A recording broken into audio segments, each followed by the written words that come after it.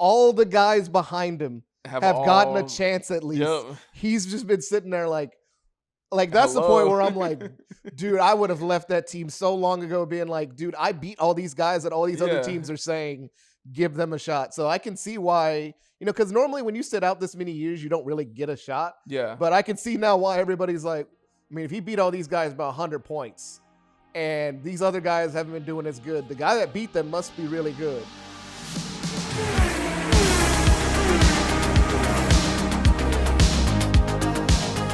What's up, everyone? Welcome back to another episode of Around the Circuit, Apollo Media's Formula One podcast. As always, I'm Junior, joined by my boys here, Mark and Ivan. Boys, we had a weekend off. Yep. We had a weekend off. How are we feeling? We're refreshed. Ferrari wasn't able to ruin my weekend. Hey, Red Bull couldn't ruin mine. Hey, Alpine, same over here, brother. They couldn't hurt me this weekend. We're all not in a good spot. If you're not McLaren, you're not good right now. Right? This is what the other fans felt like in 2023. Now you're one of us, brother. Now you know what that felt like. One of us. No, we got Canada coming up this weekend. I guess there really hasn't been a lot of news. It was a quiet week. Yeah, it was. Even with Max in the headlines from being 1 point away from a race ban. Yeah. I guess the big news there is, can he get through the next two races? Because he's got to get through Canada and he's got to get through what's the next one? Canada, and then what? Red Bull Ring, Red Bull Ring in Austria. Yeah, he's got to get through both of those without any penalty points, so that he can race in the next race. Because the end of this month is when he loses 2 points off of that. I mean, it's still going to be close in my opinion with losing the 2 points, but it's going to be interesting to see. I guess the other big news is, where is Lance Stroll? Is he going to race this weekend? It's his home race. I think we don't know if he's going to race it or not. I think he embarrassed himself so much with his so? outbursts. He just got stuck in hiding now.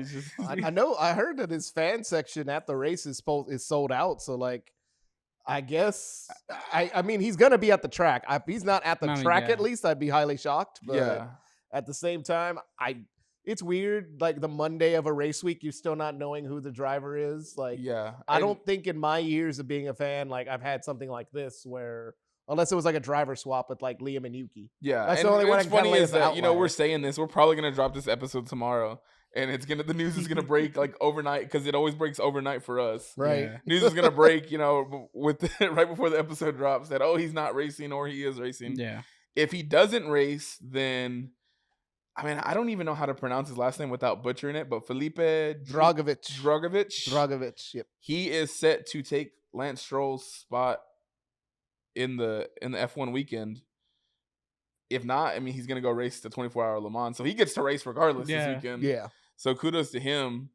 Also, I've seen his name is on the very short list of 4 names for possible seat at Cadillac next year too. So he's got a lot coming to him. It's been his big name around F1 this weekend, this week.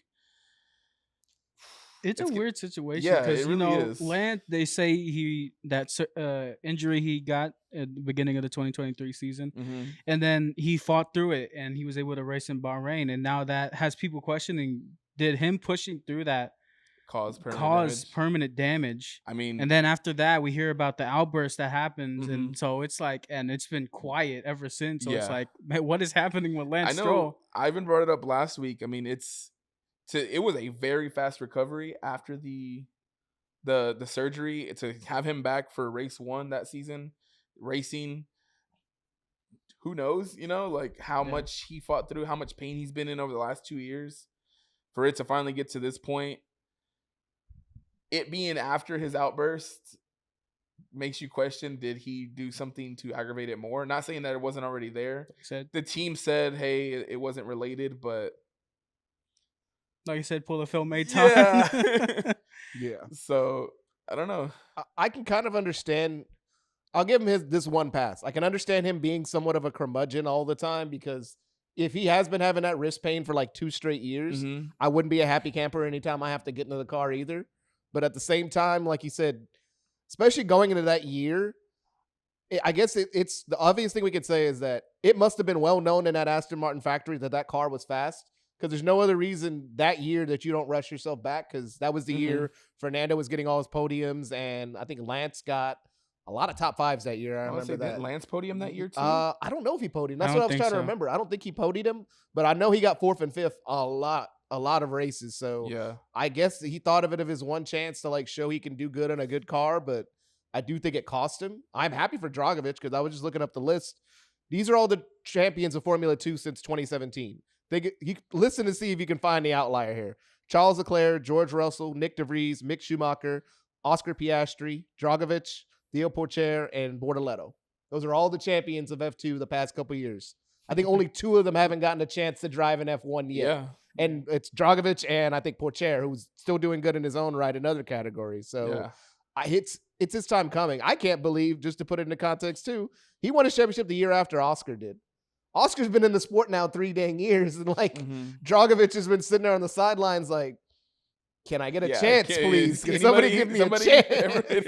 He said it was my turn now. Right? He's been waiting there. My turn. Yeah, like he's been waiting there. Like DeVries won the championship 2 years before him, and he's already come and gone in 6 races out the sport. Like, he deserves his shot. I just, dude, he must have the best patience out of any driver. Dragovich was watching Logan Sargent and that Williams saying, "What about me?" For real. I looked at that list just now and it shocked me. I was like, man, he's got to be heated at some of the drivers that got chances before he did. Like, for him to have that patience to sit it out, because Aston's been the only team he's been a reserve driver for. Straight out of Formula 2, he signed with them, has stayed with them, hasn't moved, and we've seen other reserve drivers. I don't know, I forgot his name, but there's one Alpine reserve driver that moved from Haas this year. He did one practice session with Alpine. Oh, yeah. Said, I got to get out of here, and went straight to Haas. Wasn't it the Japanese driver? Yeah, the Japanese driver. Yeah, I can't remember his name. He went straight to Haas 1 week after doing a race practice session with Alpine. So, like, kudos to him for staying it out. But, I mean, this Lance news, that's why I feel like he would contemplate it, even considering it's a 24-hour Le Mans this weekend. But you've been waiting how many years for Lance or Fernando just to sit out one race? Yeah. You even got to see George Russell sit in a Mercedes that 1 week, probably, whenever he sat in for Lewis when he was out that week. So. And I guess it's kind of weird that, I mean, I guess you get your shot, you take it, right? Yeah. You want to go out there and you want to prove not only to Aston Martin, who might be looking to replace Lance or Alonso in the next year or two, but you look at other teams who there's a few seats open for next year. Not a lot, but there's a few seats open next year. And then 2026, the end of that season is going to be a huge shuffle. There's going to be a crazy shuffle of seats there. So you think, he takes this shot. Let me show them what I can do, even if it's just for one weekend. He's been waiting, like we said, forever. Maybe it leads to him getting into a seat, next season or the year or the season after. Especially with Cadillac having his name on the list next to some of those other drivers. It's he says, hey, let me show Cadillac what I can do. That way they pull me up on the top of the list, maybe, because they're looking at him. They're looking at Checo Perez, which we've already talked about, who's also in talks with Alpine for a possible contract with them, because the whole Jack Doohan, Franco Colapinto, just a mess. Yeah, that thing's a whole mess. We talked about that. And then they're looking at Valtteri Bottas, who's moonlighting for like 8 teams on the paddock right now as a reserve driver. And then the 4th driver was Zhou Guanyu, who's Ferrari's 3rd driver right now. Yeah. So, I mean, Felipe could easily throw his name at the top of that list real quick, especially if Checo decides to pivot to Alpine. And then he's one of 3. I just looked up something too. It's funny you said about Logan Sargent. The year Dragovich won the F2 title, he won it, 265 to 164. So it was almost a 100-point gap he won it by. 2nd place was Theo Pourchaire. 3rd place was Liam Lawson. 4th place was Logan Sargent. 6th place was Jack Doohan. All the guys behind him have gotten a chance at least. Yep. He's just been sitting there like that's the point where I'm like, dude, I would have left that team so long ago being like, dude, I beat all these guys that all these other teams are saying, give them a shot. So I can see why, because normally when you sit out this many years, you don't really get a shot. Yeah. But I can see now why everybody's like, I mean, if he beat all these guys by 100 points and these other guys haven't been doing as good, the guy that beat them must be really good. or at least better. At least better than them. Better, like performance. I didn't realize he finished again. I didn't realize Liam and Sargent and Jewin were all in that same season as him. It's wild. So to see all those guys like who've all either come and gone or come and underperformed. Exactly. And for him just to be sitting there saying, one day I'll get my chance, one day I'll get my chance. Like kudos for the grind, man, because that's some patience that a lot of us would wish to have at some point. Mm-hmm. Man, Canada, this track. I'm not gonna lie, I've been racing on this track a lot on my new sim that I got, and it's a fun track, man. It's a fun track, and it's kicking off just a list of just like badass bangers, fucking tracks that we're gonna have for the next few races. We're gonna race here. We're gonna have a week off. Then we're gonna go back to back in Austria and Silverstone, which is the Red Bull's team home race in Austria, the Red Bull Ring. And we're gonna have Silverstone, and we'll take 2 weeks off, and we'll go back to back in Spa and the Hungaroring out in Hungary. It's gonna be a lot of good races, a lot of classic tracks. Gonna be a lot of speed. Oh yeah, a lot of overtakes. Maybe a lot of penalties, right? Crashes. I mean, I went back and watched the highlights for last year's race, and I forgot just how chaotic it really was. Yeah. George was on pole last year. Yeah. Because I remember he scored the exact same time Max did. Yeah. But he crossed the finish line first, so he got pole. Max started P2, and then it was raining, so there was 2 different safety car instances. There was, I don't even know how many yellow flags that came out. There was a lot of pit lane shuffle. There was a couple, can we get in and out of the pit fast enough? Lando almost took that race, but Max was just a little too quick. Max won it, but the McLaren boys were right there. George was right there. The best pass I've ever seen in my life happened there last year. The double overtake by Alex Albon. That is the best pass I've ever seen in my life. I think it won overtake of the year, it did. It won overtake of the year. I remember when he did that, I was like, going into the chicane, he just shot straight in between. I was like, man, there's no way. That's something straight out of like that video game. Yep. Yeah, I remember that one specifically. I still can't believe that move. Like, that is still hands down, in the rain especially, probably the best overtake I've ever seen in my life. To have the guts to even try that move and just say, either the brakes work, I'm going on the wall. Either way. And then it was unfortunate, too, because he had that awesome overtake, and then he got taken out by Carlos. Oh, I forgot Carlos about spun out, and the future teammates. He spun off the track. Somehow he hit the grass, and he came back onto the track, trying to control it, and just clipped Alex throughout. I think he busted his rear tire. Yeah, that was it. Race was over for both of them. Yeah, we lost Checo that race. I don't remember who else. I think who was the other Williams driver at the time? That was Logan at the time. Was it still Logan? Yeah, it was still Logan. I think Logan spun out on that. It was a chaotic race. The only thing I remember from that one was Ferrari putting Charles on dry compound when it was still very wet, and Charles fell all the way down to like 20th. If you ever need help, just remember this: the last week Logan raced was when he had that dope album cover. Oh yeah, when the car caught on fire and he jumped out of it. Yes, that was the last. I will never forget his last race of his career for that reason. That was his exit from the sport right there. Man, it was a chaotic race. I looked at the weather for the track this weekend. There's a small chance of rain on Saturday, so maybe we get rain on quali, but there's no rain on race day as of now. I mean, it's still early in the week, so who knows? Yeah. It's gonna be at a decent time for us. We don't have to wake up stupid early or stay up stupid late. Right. It's at 1:00 our time, so hopefully we get a good race. That we can enjoy. Some beverages, some good food. Right. Actually, I'm not drinking coffee watching this race. I did want to say before we get into any of our predictions or anything, I know y'all said y'all haven't watched it, but I watched the F1 Academy show on Netflix. Yeah. It's pretty much the DTS of the Academy. Man, y'all need to watch it. And if you haven't watched it, watch it. It's very short. I think it was only 8 episodes, 7 or 8 episodes. 7 or 8, yeah. So it's very short. I mean, they have a very short season. Mm-hmm. They race 7 weekends. It's 2 races each weekend that they race. So it's only like 14 races total. Their point scoring is a little bit different. Their qualifying is a little bit different. They go over all the rules of how they're scored and all that. Within the first couple episodes, you get to know a lot of the drivers that were in last season. A couple of them are still racing this year. Yeah.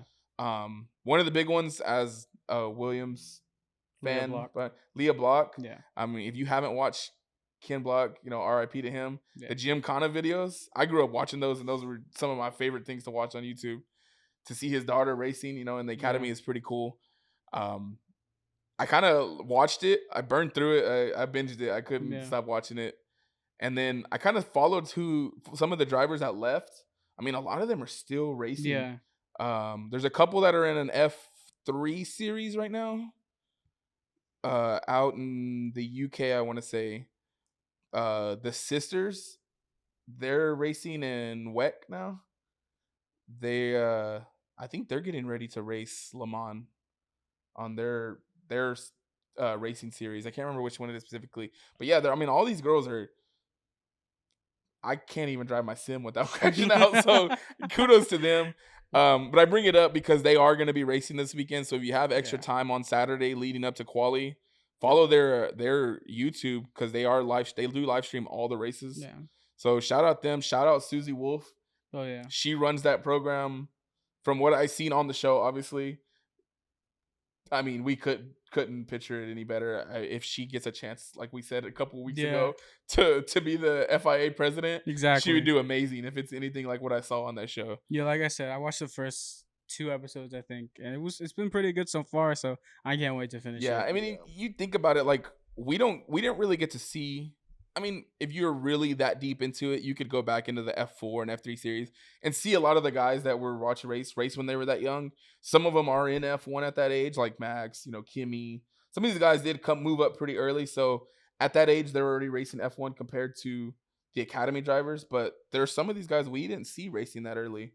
Yeah. So to see them at that stage racing and fighting for a chance to get sponsorship and get paid to race and try to hopefully make it to the F1 grid one day, it's dope. I thoroughly enjoyed it. To see if a different category, something outside of the usual F1 guys that and all the cars are equal, so that makes it even better because they're actually competing against each other. It comes down to the and driver. You see who's like the best of the best. Yeah. And shout out Abby Pulling. Yes, she is quick. The first 2 episodes and the races, like highlights I've seen, she is dominant. Like Abby Pulling's gonna be an F2 someday, just dominating. Yeah, I could definitely see her making it to F2. I know she's from what I've seen, she's not doing bad in her F3 category that she's racing in now. So, I mean, somebody will give her a chance, I'm sure. Absolutely. Yeah. As a person that watches F2, I normally don't watch a lot of F3 because to me that's just like it's like watching AA baseball. Like I can watch AAA baseball, but I can't do the AA. I'll let y'all work your way up to there. I feel but I also do watch F1 Academy, and I will say there's even some stuff that they already do better than the main F1 does. And I will say like marketing the cars a little bit better, like having recognition of this is what this team is, but also like we talked about a couple weeks ago, like in China. The alternate liveries when it comes to these cars are something that I don't know why F1 does not get behind. What I thought was awesome was that, so they have 6 racing teams, kind of like F2, they have the different teams, but they're backed by the big F1 teams. Yeah. But each one of the F1 teams, the 10 teams, they only back one driver. This year, there's 18 drivers on the F1 Academy grid. So you got some of these girls that are backed by like Tommy Hilfiger, who just signed a massive deal with Cadillac. I can't remember the name of the company, but I had asked the missus, and she was like, "Oh yeah, that's a makeup company, a big makeup company." Like they got like a lot of sponsors in on this, and they're, like you said, they're putting it into the liveries. I mean, these cars, like we said, they're all equal, so it's not like some paint's gonna weigh it down or anything. They make it to where they can market it. Yeah, and I think amazingly. That's another thing. Like, glad you brought up that point too. It's like we talk a lot about F2 and F1. Everybody talks about what kind of money can a driver bring to a team, and I think because of this all-female category, people have been under the misconception. Well, a woman can only bring so much money to the table as compared to a guy that's been racing and karting his whole life. No, watch the F1 Academy and you'll see. Well, no, you can get some money behind these women. They just need the opportunity. Too, So obviously Abby Pulling, she was the winner, so she's Yeah. getting backed by the academy as she moves up. But another She big was name, under Alpine, right? yes, she was Yes. racing under Alpine. Another big name was Bianca Bustamante. I hope I pronounced that right. McLaren. For McLaren, she actually built a huge following and through social media, and brought that with her. So when she wasn't on the grid racing or training, she was marketing herself. She was out there, meeting with sponsors, to the point to where even when McLaren dropped her after the season, they said, "Hey, we're gonna go a different way." Which, understandably, when you watch the show, you kind of see it. She was still able to pull, sponsors, and she's racing with Abby Pulling up in there in the F3. Hey, man, these women can pull sponsorships just as much as some of these guys, if not more at times. Yeah. So. And I'm telling you, it's not going to be long before we see, especially with someone as talented as Abby was, if she can translate what she did in the academy up higher, she'll be on an F1 grid. She'll be on an F1 grid one day. Before we move on, I think she can be, but like you think of another team like Le Mans is going on this weekend too. So think of like a team like the Iron Dames. They're an all-female team that run at Le Mans every year. And you're going to see a lot of teams like that start popping up, I feel like, a lot more. Because unlike the guys, they're all pulling from like the same group of investors pretty much. Yeah. Whereas the whole female contingent and that whole academy, they have so many different areas where they haven't even been tapped in. Like you said, a makeup company, other companies like that. It could be, I know we were talking about earlier about like off-roading. There's probably a whole different category of off-roading things you can do with the F1 Academy area. So like you said, I think this is just going to be something that opens up a lot of people's eyes, and it just opens up the doors for like all these women to get spots and say, "Oh no, you got money, you can bring in some stuff." And they only get 2 years, so like there's a few drivers who are like fighting for the championship. Like man, I can't remember how to pronounce her first name, but they call her Dory. I think she's leading the championship. No, she's 1 point behind Maya Wagyu, I think. Man, I hope I'm not butchering these names, but those two were right behind Abby Pulling in the standings last year. They're at the top of the standings this year. Leah Block is in her second year. She was already rally racing like her dad before she came over to that. She decided to give this a shot. So like these girls have names built for themselves within the motorsports. I mentioned earlier the sisters, the Kubasi sisters. They had a name built for them. They come from Saudi Arabia, I think it was their home race. And they're racing endurance racing now. And like I said, I want to say they're going to be in the 24-hour Le Mans racing this weekend.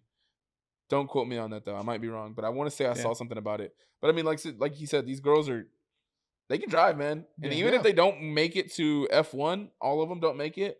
Eventually, one or two are going to be there within, I say, probably the next five years at most. Yeah. Like, it wouldn't surprise me to see within 5 years we have a woman on the grid racing for one of these teams that especially now that there's going to be 11 teams, possibly 12 in the future if Andretti ever gets his way. Right. But yeah, man, it's going to be, it was interesting. I had to throw that out there, especially like I said, with them racing again in Canada. Shout out Susie, like you said. Yeah, shout out Susie. By the way, fun fact, the last and I think the only at the time reserve female driver in F1 history. Yeah, it was her. She was the last one. She talks about it within I think the first episode, how she was the last one to do it. She did testing, and that's why she has taken the academy under her wing, because she doesn't want to be the last one. She wants to make sure that there's another woman on the grid one day driving for an F1 team. I mean, you can't pick a perfect person to lead this. Bro. Yeah. It's match made in heaven. Yeah. Like, it's amazing. It is perfect. I hope they do more seasons. I'd actually love to see more seasons coming of the F1 Academy. Hopefully longer. I know it's kind of hard to make it longer when they only race 7 weekends, but I'm sure they can stretch it. And even if it is only 7 episodes every season, I'll watch it, because why not? I'm sure this season has done well. I don't know the statistics. I actually haven't seen anything really like negative come out of it. I know I've seen a few people complain online, which it's Twitter, they're always going to complain, but they do heavily rely on a few of the drivers. Yeah. You don't, but that happens in DTS too. Yeah. I mean, they pick a few drivers that they follow every season. And then, I was going to say, they hold on to Danny Rick carried the first 3 seasons of Danny Drive to Rick, Survive. Gunther, I didn't know Haas was going to get so much, screen time, but right? Gunther killed it, man. Do do we want to get into our predictions already? Like I said, there's not a lot to really go into. It's almost easy to make these predictions because we saw where they were at even in the rain last year. Yeah. And this was right when they started to, or at least started to challenge Max. Lando started to challenge Max in the championship because it led into the drama at the Red Bull ring last year. Yeah. Man. I don't even know what to expect out of Red Bull, so I don't even want to put my team on the podium because I don't see Max driving carefully. I think he'll be better about trying to hold on his emotions, knowing he could get there. Or he could just say, screw it, let me get this race ban and go chill. But I think the team going into Red Bull Ring, their home race, where it's going to be orange and he has Max grandstands out there. And I'm pretty sure last time I checked, this race is sold out in his grandstands. He's going to want to race there. Yeah. He's got a huge support there. It kind of kicks off his, I know last year he had the special helmet, the orange one. This is where it kind of kicked off. So I would say he's going to race hard. He's Max Verstappen. He's not going to just be like, oh, go ahead. I don't want to get penalty points. I think if he's got the chance to make a move, he's still going to be just as aggressive as always. But just seeing how fast McLaren still are, even after the TDs that everybody expected to slow them down, didn't. Christian. Sorry, I had a cough. It's going to be... It's probably going to be another McLaren 1-2. Or, no. Oscar's going to win. That's my prediction. Canada predictions. Oscar wins. Just get into it. Come on. No, because I know as soon as I say this, dude, at this point, I do not care. So it's Oscar's going to win. I think George takes P2 and then Lando takes P3. And then Oscar gets driver of the day because it's Lance's home race, but he might not even race, so I don't see him getting driver of the day. I don't even see him getting driver of the day if he raced at all. Oscar takes driver of the day. I mean, that too, exactly. I think Oscar takes the win. Lando wraps up the podium. George splits them. And then Oscar takes driver of the day. I think McLaren's just too dominant right now. Nobody's going to... The Mercedes is probably the only car that's keeping up with them. I could see a Ferrari, but... No. I don't ever want to predict them anymore because I'm never predicting him again on podium again. All right, Mark. So what do you got if you're gonna? I've just been shuffling the McLarens and Red Bull that's what I'm gonna move. So I'm just gonna say Lando P1, Max P2, and Oscar P3. I want things to get interesting. I need Lando to step it up so things can get interesting. I need the McLaren boys to start fighting. I need it. If there's gonna be a time for them to actually start fighting, showing that they're dominant and that they're fast still, it's gonna be these next few races at these next few tracks. And driver of the day, I'll go Lewis. Lewis? No, Lewis has been good in Canada for that's true. So I think he'll get some decent points, and hopefully the fans will be like, okay, let's give it to Lewis. Because I got 2 points right now. You got 2. Me and him have 1. Yeah, we're literally. So it's neck and neck. On round 10. I was gonna say, don't ask what round it is. We're on round 10. Don't ask what round it is. It's neck and neck. I've gotten very lucky. I got 2 points. I need this lead. I need something. Lewis, Ferrari ain't getting me anything. Lewis, do it, please. I need these points. We have predicted all together between the three of us 4 driver of the days right out of 10. We are failing, gentlemen. Hey, we're almost 50. Almost 50%. I got 2. I'm on top right now, so I need Lewis to clutch up. If this was baseball, we'd be in the MVP conversation. Hey.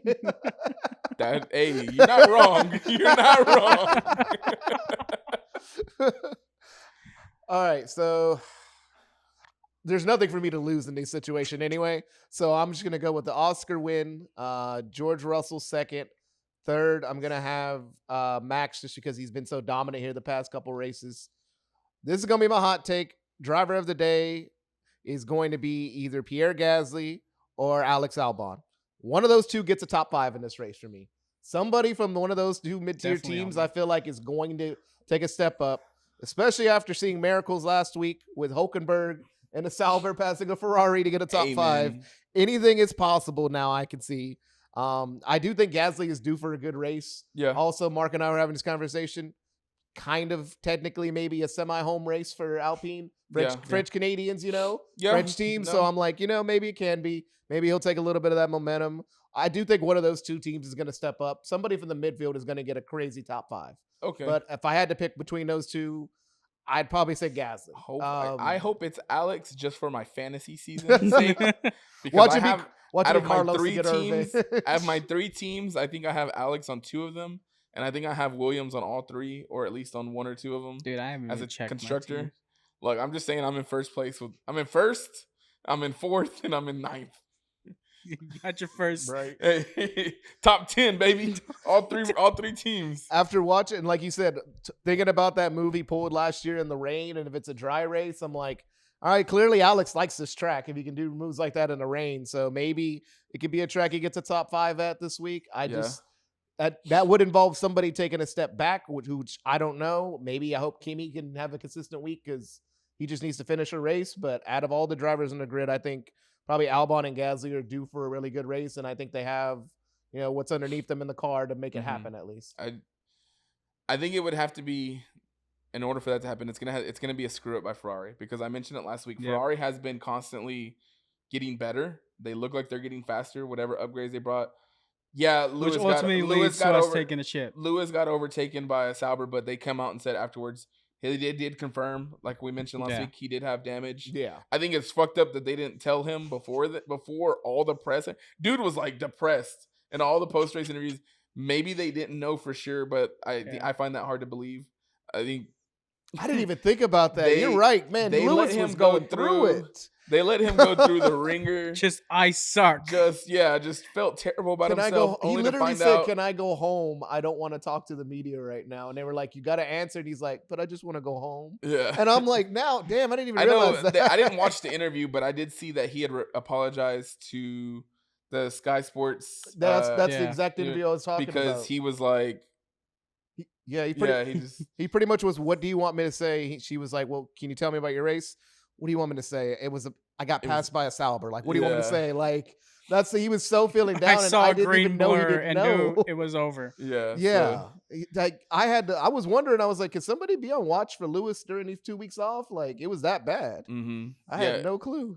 Tough to see, but like I said, I think they're going to be up there. So it's going to be a strategic screw up from them to, saw it last year. See any mid-team be up there in the top 5. We said at the beginning of the year, Ferrari can't afford to have any, mishaps or get a big jolt starting in Canada. We didn't think the season would start in Canada for Ferrari, though. So that's they're second in the constructors, so man, P2 forever, baby. I'm leaving with something. You said this is like 2023. That's the exact thing. That's what we were all saying in 2023. At least we in second somehow. I mean, Red Bull's been winning every race, but at least somebody's in second right now. I told you, if these TDs didn't slow them down, Oscar might mess around and have a season like Max did in 2023 if we're not careful. I mean, maybe not as dominant considering how the beginning have, but we thought this season was going to be. I hope it is, just so you can feel. I want you to feel that pain we all felt that year, because that was something I wouldn't wish on my worst enemy. I already said it last week. I'm going to live and die this season by Max Verstappen wins. I think he at least gets another 2 along the calendar somewhere. I'm just going to die. And hey, Ferrari fans, baby. This is the Tifosi or whatever, right? We only have a 3rd place finish so far this season, besides the sprint win, which that's long gone. That's what's back in the second race. You take what you can get, right? Any last thoughts, boys, before we wrap this up? We'll get ready for Canada this weekend. Nope. Alpine, please step up. Please make a car that can actually finish a race with both drivers. And Aston Martin, please give us answers on Wednesday so we don't have to feel bad about uploading on Tuesday. Yeah. Lance Stroll, come out of hiding. I know you're hiding somewhere. Just, dude, either quit or race and get P20 like you always do. Some say that tinfoil hat, this could be the beginning of the end for his F1 career. I'm just saying. Please. Oh, yeah. Dragovich, good luck in whatever race you do this weekend. Good luck. Whatever race you're doing this weekend, also, good luck in it. If you want to get the smoke in F125, add me, because I got the sim. I'm going. Oh, we've been terrible. He showed me a clip. He's funny. All of us got rigs. Hey, man, he's not good. He's not good. He's not good. All right. Yeah, thanks for watching, everybody. Don't forget to hit that like button.